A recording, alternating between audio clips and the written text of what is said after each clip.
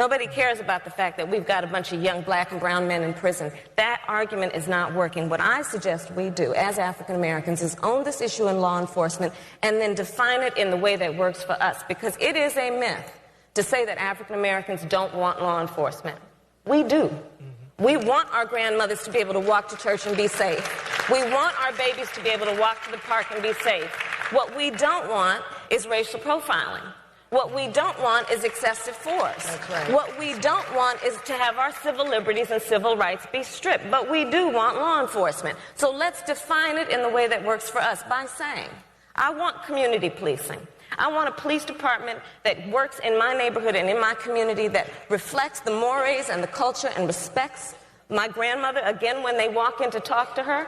I want a system of accountability in the criminal justice system that says law enforcement needs to own crime prevention as much as it talks about long sentences. Because nationally, only 18% of serious crime results in an arrest.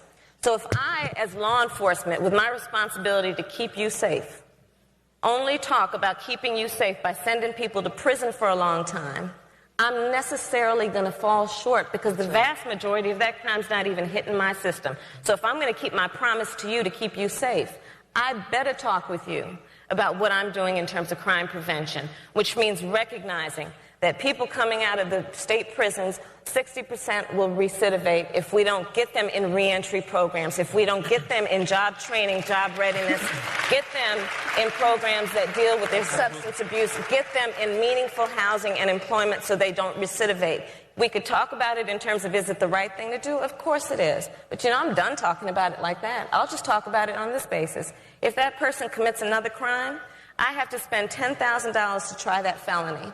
They sit in my county jail for $35,000 a year. I'm running a reentry program out of my office in the San Francisco DA's office that brings folks back into the community at an expense of $8,000 a year, guarantees them employment, guarantees them meaningful reunification with their family.